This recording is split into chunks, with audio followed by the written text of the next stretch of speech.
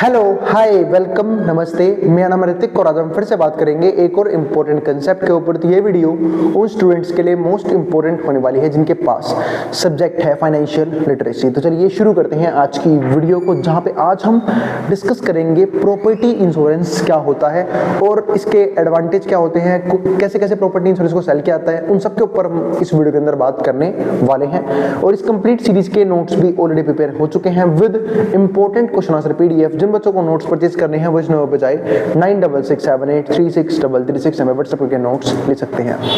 अब समझते हैं प्रॉपर्टी इंश्योरेंस को।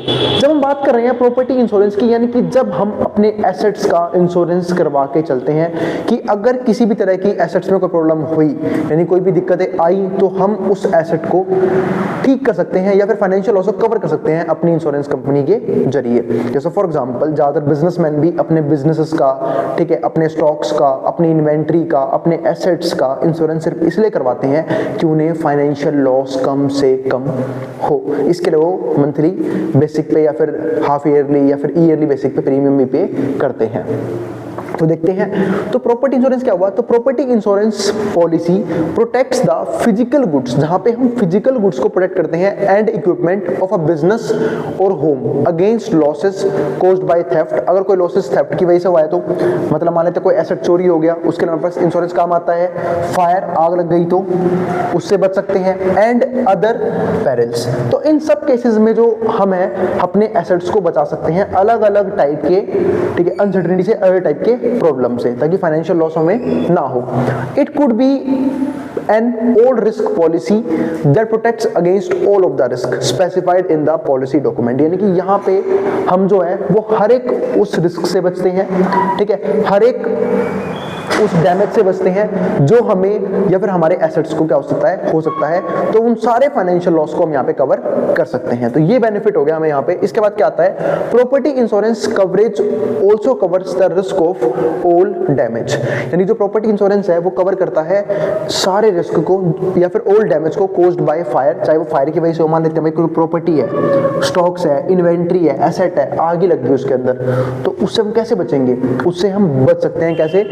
प्रॉपर्टी इंश्योरेंस के जरिए। या फिर मान लेते हैं वो एसेट चोरी ही हो गया, तो ही भाई इंश्योरेंस वाले क्या करेंगे, हमें कवर देंगे। जैसे फॉर एग्जांपल हम अलग अलग व्हीकल्स यूज करते हैं, ठीक है, बाइक यूज कर रहे हैं या फिर कार यूज कर रहे हैं, या फिर और भी कोई ऑटोमोबाइल इंडस्ट्री के अंदर हम और भी कोई गुड्स यूज कर रहे हैं और उनकी चोरी हो गई, तो ऐसे केसेस में इंश्योरेंस कंपनी जो है, जहां से हमने इंश्योरेंस करवा रखा है, वो फुल्ली कवर कर देती है। वो कवर किस तरीके से मिलता है वो तो हम बात करेंगे इस वीडियो के अंदर आगे, ठीक है, बट कवर हमें मिल जाता है, फाइनेंशियल लॉस नहीं होता है। विंड की वजह से कोई प्रॉब्लम हो गई, ठीक है, स्टॉर्म हो गया, इसके अलावा lightning etcetera, but it exclude, लेकिन यहाँ पे कुछ चीजें जो है ना वो इस डैमेज से एक्सक्लूड जाती है हमेशा। कॉज्ड बाय वाटर, जैसे मान लो वाटर से कोई डैमेज हो गया, उससे हम बच सकते हैं। या फिर फ्लडिंग, उसकी वजह से कोई डैमेज हो गया, मतलब बाढ़ वगैरह आ गई, उसमें कोई प्रॉपर्टी नुकसान हो गई, उसमें बेनिफिट नहीं मिलेगा। वाटर सीपेज या फिर सुनामी, साइक्लोन्स एटसेट्रा, इन सब चीजों से हम जो है अपने डैमेज को, अपने लॉस को नहीं बचा सकते। यानी कि एक तरह से ये मान लो ये नेचुरल कुछ डिजास्टर है जो जनरली हमें क्लेम प्रोवाइड नहीं करती, तो यहाँ पे हम क्लेम नहीं ले पाएंगे। तो ये वो दिक्कतें हैं। Sum property insurance policies also don't cover losses. कुछ प्रॉपर्टी इंश्योरेंस है वो कुछ और टाइप के लॉसेस को भी कवर नहीं करती है, जैसे कि टेररिज्म हो गया, ठीक है, वो यहाँ पे कवर नहीं होगा। अर्थक्वेक हो गया, ठीक है, वो कवर नहीं होगा। And other war related events, ये सब क्या होंगे, कवर नहीं किए जाएंगे। यानी कि बहुत सी चीज कवर होती है पर बहुत सी चीज कवर नहीं भी होती, ठीक है। और ध्यान रखना इंश्योरेंस में हमेशा एक बात बहुत इंपॉर्टेंट होती है कि क्या कवर है, क्योंकि कवर तो बहुत सारी चीजें होती हैं, इससे अच्छा है आप ये जान लो क्या कवर नहीं है, ताकि आपको ये पता रहे कि किन किन केसेस में हमें जो है जो भी इंश्योरेंस है उसका क्लेम नहीं मिल पाएगा। वो पता होना क्या होता है, बहुत जरूरी होता है। इसके बाद पॉइंट क्या आता है, cost covered under the property insurance. यानी कि कॉस्ट हमें कैसे मिलेगी। एक होता है रिप्लेसमेंट कॉस्ट। मान लेते हैं भाई आपका कोई एसेट है, कोई प्रॉपर्टी है वो डैमेज हो गई, आपको वो रिप्लेस करवानी है, तो रिप्लेसमेंट कॉस्ट आपको क्या हो जाएगी यहाँ पे मिल जाएगी। यानी कि आप जो है वो नए ऑब्जेक्ट्स को या फिर उसी नए एसेट को रिप्लेस कर सकते हो किसी दूसरे एसेट से जो कि सेम एज इट इज वैसा ही है, ठीक है। ऐसे केसेस में इंश्योरेंस कंपनी या तो आपको उतना ही अमाउंट पे करेगी जितने का आपका प्रोडक्ट था, या उससे ज्यादा अमाउंट पे करेगी। तो वही चीज होती है क्या, रिप्लेसमेंट कॉस्ट। तो एक्सपेंस ऑफ रिपेयरिंग, जब हम बात करते हैं एक्सपेंस किसके, रिपेयरिंग के या फिर replacing property, that is equal और ग्रेट वैल्यू, ठीक है, greater value is covered by replacement cost. यानी कि या तो आपको आपके एसेट जितना पैसा मिल जाएगा, यानी कि एक पर्सन है इंश्योरर जिसने अपने एसेट का इंश्योरेंस करवा रखा है, ठीक है, तो उसे या तो अपनी प्रॉपर्टी जितना कवर मिल जाएगा या फिर उससे ज्यादा कवर मिलेगा ताकि वो सेम वैसा ही प्रोडक्ट खरीद पाए, रिप्लेस कर पाए। इसको बोलते हैं रिप्लेसमेंट कॉस्ट।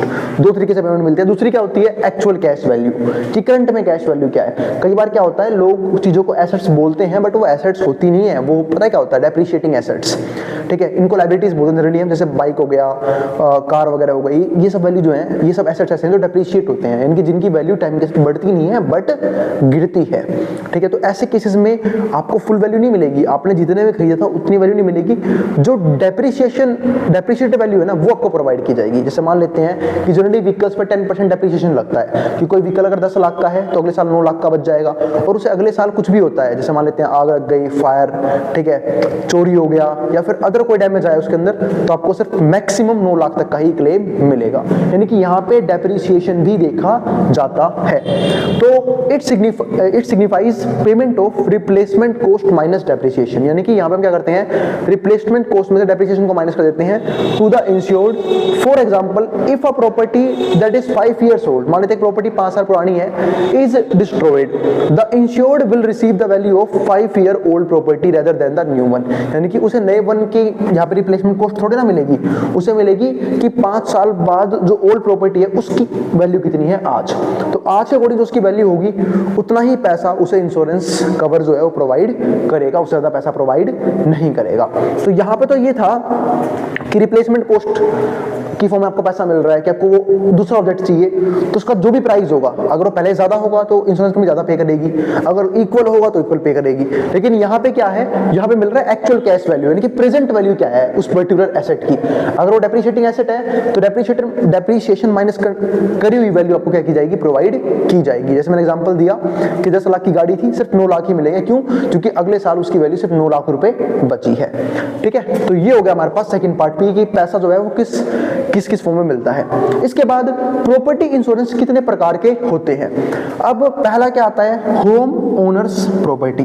भाई अगर मैं मान लेते हैं मैं खुद ही किसी प्रॉपर्टी का ओनर हूं तो ही मैं इंश्योरेंस करवा सकता हूं कि कल को अगर उस प्रॉपर्टी का नुकसान हुआ तो इंश्योरेंस कंपनी मुझे उस प्रॉपर्टी की जो भी वैल्यू है, वो जो भी डैमेज है उससे मैं रिकवर कर जाऊंगा, मुझे वो पैसा मिल जाएगा, ठीक है। तो ये तो चलो ठीक है, एक अच्छी बात है कि भाई मुझे क्या मिल जाएगा, पैसा मिल जाएगा इंश्योरेंस कंपनी के द्वारा। लेकिन बहुत से लोग रेंटर्स इंश्योरेंस भी करवाते हैं। अब रेंटर्स इंश्योरेंस क्यों करवाते हैं भाई, ये भी बहुत इंपॉर्टेंट है। जैसे मान लेते हैं कुछ लोग कहीं पे रेंट पे रह रहे हैं, उन्होंने उस एसेट को नुकसान पहुंचा दिया, जैसे फॉर एग्जांपल भाई मान लेते हैं कोई बिल्डिंग है वो रेंट पे है, ठीक है, कोई व्हीकल है वो रेंट पे है, ठीक है, और किसी पर्सन ने वो व्हीकल ले रखा है और उसने वो व्हीकल कहीं से डैमेज कर दिया या उसमें आग लग गई, उसमें किसी प्रकार की दिक्कत आ गई, तो ऐसे केसेस में वो जो मालिक है वो तो भाई रेंटर से पैसा मांगेगा कि भाई तूने मेरा एसेट खराब कर दिया, अब उसके लिए मुझे पूरा पैसा पे कर उस एसेट का। तो ऐसे केसेस में जो रेंटर्स लोग हैं ना वो भी इंश्योरेंस करवा के चलते हैं उस प्रॉपर्टी का जो उन्हें रेंट की गई है, ताकि अगर वो प्रॉपर्टी कभी डैमेज होती भी है या फिर खत्म भी हो जाती है, खराब भी हो जाती है, तो ऐसे केसेस में इंश्योरेंस कंपनी भी पे कर देगी रेंटर के बिहाफ पे, किसको, मालिक को। तो ये हो गया, रेंटर्स इंश्योरेंस भी होता है। यानी कि होम ओनर्स, यानी कि आप अगर प्रॉपर्टी को ओन करते हो, आप खुद उसे ओन कर रहे हो तो भी आप उसका इंश्योरेंस करवा सकते हो, और आपने रेंट पे दिया है तो रेंटर को भी उसका इंश्योरेंस करवाना चाहिए ताकि कोई बड़ा लॉस, कोई मेजर लॉस ना हो। इसके अलावा तीसरा फायर इंश्योरेंस। भाई बहुत से लोग फायर इंश्योरेंस करवा के चलते हैं, खासकर बिजनेसमैन भी, क्योंकि उनके पास बहुत सारे स्टॉक्स होते हैं, इन्वेंट्रीज होती हैं, अगर उसमें फायर की वजह से, क्योंकि फायर एक कॉमन कॉज है जिसकी वजह से एसेट्स का जो है ना नुकसान होता है, एसेट्स जो है खत्म हो जाती हैं, तो ऐसे केसेस में फायर इंश्योरेंस बहुत इंपॉर्टेंट होता है कि अगर आग की वजह से कोई प्रॉपर्टी डैमेज हो गई, कोई इन्वेंट्री डैमेज हो गई, कुछ स्टॉक्स डैमेज हो गई, ठीक है, तो ऐसे केसेस में जो इंश्योरेंस कंपनी है वो पैसा प्रोवाइड कर देगी। इसी को क्या बोलते हैं, फायर इंश्योरेंस। इसके बाद फोर्थ पॉइंट क्या आता है, कमर्शियल प्रॉपर्टी इंश्योरेंस। भाई कमर्शियल प्रॉपर्टी का भी इंश्योरेंस होता है। अब कमर्शियल प्रॉपर्टी क्या, जैसे आपके पास कोई ऐसी प्रॉपर्टी जो मार्केट के अंदर है, आपने वो रेंट पे लगा रखी है, ठीक है, या फिर आपने कोई व्हीकल निकलवा रहा है कमर्शियल नेम से, कमर्शियल नंबर प्लेट लिया उसका और उसको अपने ड्राइवर को दे दिया चलाने के लिए कि भाई तू इससे पैसे कमाएगा और तुम्हारे को इतना डेली बेसिक पे, मंथली बेसिक पे करेगा मेरे व्हीकल को यूज करने के लिए। तो इस तरीके से कमर्शियल प्रॉपर्टी इंश्योरेंस भी क्या होता है कमर्शियल प्रॉपर्टी का भी इंश्योरेंस करवा सकते हैं कि अगर उसमें कोई वो कभी थेफ्ट हो गया, कोई डैमेज हुआ, आग लग गई उसमें, तो इन सारे डैमेज से हम इंश्योरेंस कंपनी से पैसा ले सकते हैं। तो कमर्शियल प्रॉपर्टी का भी इंश्योरेंस होता है। इसके अलावा नेचुरल डिजास्टर इंश्योरेंस, वैसे तो मैंने आपको बताया था कि जनरल इंश्योरेंस में नेचुरल डिजास्टर कवर नहीं होता, लेकिन अगर आपको लगता है कि भाई आप किसी ऐसे इलाके में रह रहे हो जहां पर नेचुरल डिजास्टर बहुत कॉमन है या फिर होते रहते हैं या फिर हो सकते हैं, तो ऐसे केसेस में हम जो है नेचुरल डिजास्टर का इंश्योरेंस भी ले सकते हैं कि भाई अगर ये इवेंट हुआ तो जो मुझे इंश्योरेंस कंपनी है वो क्या करेगी, क्लेम पे करेगी। यानी कि प्रॉपर्टी इंश्योरेंस बेसिकली इसलिए होता है कि आप जो भी प्रॉपर्टी ओन करते हो वो डैमेज हुई तो आपको फुल लॉस ना हो, फुल फाइनेंशियल लॉस ना हो, आपने इंश्योरेंस करवा रखा है, इंश्योरेंस कंपनी पे कर देगी। आजकल हम डिवाइसेस यूज करते हैं, multiple devices, mobile phone, laptops, ठीक है, एसी, रेफ्रिजरेटर, इसके अलावा टीवी, स्मार्ट टीवीज, तो इन सब केसेस में भी आपने देखा होगा एक टर्म आती है एक्सटेंडेड वारंटी। पर वो क्या होता है, वो जब प्रीमियम पे करते हो ना, एक्स्ट्रा पैसा 600-700 रुपए, extended warranty 2 year, 3 year, 4 years की, वो एक तरह से इंश्योरेंस होता है उस प्रोडक्ट का कि कल को अगर उस प्रोडक्ट में कोई भी मेजर इशू आया तो फ्री ऑफ कॉस्ट वो कंपनी उसे या तो रिप्लेस करके जाएगी या ठीक करके जाएगी। अगर ठीक नहीं कर पाई तो रिप्लेस होगा। जैसे आपने देखा होगा जनरली जब आप कोई भी ऐसे यूज करते हो, ईयरबड्स वगैरह, स्मार्ट वॉचेस वगैरह, अगर उसमें वारंटी बची होती है तो जब आप क्लेम करते हो अगर वो ठीक नहीं होता तो वो पूरा रिप्लेस होकर नया प्रोडक्ट आपके पास आता है। तो ये होता है कि जब इसका मतलब ये होता है कि कंपनी क्लेम कर रही है कि जब तक उसका वारंटी क्लेम के अंदर है वो, तब तक आप उसे यूज कर ही पाओगे, ये तो निश्चित है। यानी कि अगर मान लेते मैंने एक ईयरबड्स लिया, अगर उसकी वारंटी 1 साल है, या फिर मैंने कोई फोन लिया उसकी वारंटी 1 साल है, ठीक है, या फिर कुछ स्मार्टफोन बाई की उसकी वारंटी 1 साल है, तो ऐसे केसेस में जो अगर कोई भी दिक्कत आई तो वो तो फ्री ऑफ कॉस्ट कवर होगी। हम एक्सटेंडेड वारंटी से उसकी लाइफ और ज्यादा बढ़ा सकते हैं। लेकिन ध्यान रखना, बहुत बार नुकसान भी होते हैं ऐसे केसेस में लोगों को। ऐसा क्यों होता है? क्योंकि उनकी कुछ टर्म्स एंड कंडीशन होती है। अगर कोई ऐसा डैमेज हुआ जो उनकी टर्म्स एंड कंडीशन में कवर नहीं किया जाएगा तो उसका मतलब क्या है कि आपको उसके लिए फुल डैमेज खुद ही पे करना पड़ेगा। तो ये चीज भी आप लोग जरूर ध्यान रखो। यूं नहीं कि भाई फोन वारंटी में फोन को फेंक के मार दिया, तोड़ दिया, इन चीजों की कोई वारंटी नहीं होती, ठीक है। तो ये चीजें भी समझने क्या होती है, काफी जरूरी होती हैं। तो इस तरीके से प्रॉपर्टी इंश्योरेंस आदमी को फुल प्रॉपर्टी फाइनेंशियल लॉस से बचाता है। तो इसलिए प्रॉपर्टी इंश्योरेंस भी क्या है, काफी इंपॉर्टेंट है। जैसे लाइफ इंश्योरेंस है, हेल्थ केयर इंश्योरेंस है, ऐसी प्रॉपर्टी इंश्योरेंस भी है। अब कुछ और टॉपिक्स बाकी रह गए इंश्योरेंस के ऊपर, वो सब हम आने वाली वीडियोस में कवर कर लेंगे। अब हम मिलेंगे अगली वीडियो में जहां पे हम बात करेंगे इसके नेक्स्ट कंसेप्ट के बारे में। तो अगर वीडियो पसंद आए तो वीडियो को लाइक भी कर देना और चैनल को सब्सक्राइब भी कर देना ऐसी वीडियोस के लिए। उन बच्चों में शेयर भी कर देना जिन बच्चों का एग्जाम होने वाला हो सेम सब्जेक्ट का। वो मिलेंगे अगली वीडियो में जहां पे हम बात करेंगे इसके नेक्स्ट कंसेप्ट के बारे में। और नोट्स के लिए आप यहाँ पे व्हाट्सएप के नोट्स भी ले सकते हो। अब इसको जो उतारना है वो उतार सकता है।